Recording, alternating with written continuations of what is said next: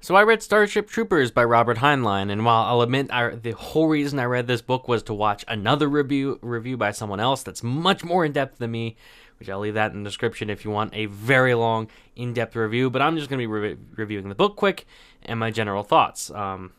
Pretty much, I do like the philosophical type books, the books that really take the time, they talk about philosophical ideas and certain politics and stuff.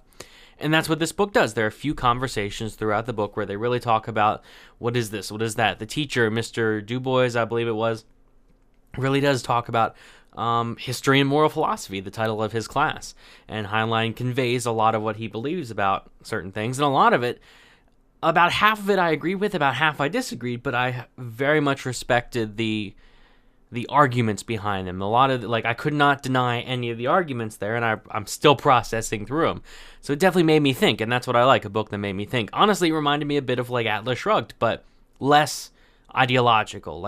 There's ideology in it, there's philosophy in it, but not to the extent that Atlas Shrugged is. But it reminded me, in a sense, of that book, like a 1984, or a crime, or like an Animal Farm, or Brave New Worlds. That's the one I was thinking of. Those kind of books where the whole point of the book, it's a story with a message behind it, and for that reason I thought it was great. It is a war novel.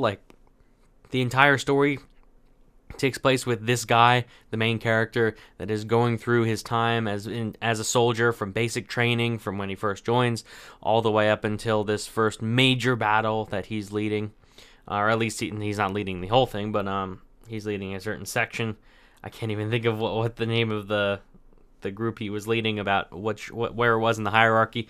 But it was just, that's all it was, basically, just a war story with philosophy thrown out in it. And personally, I'm not that interested in the war stuff. It's interesting, but when I read this stuff, it seems overdone, that I've listened to the same story so many times that part, honestly, I thought was boring.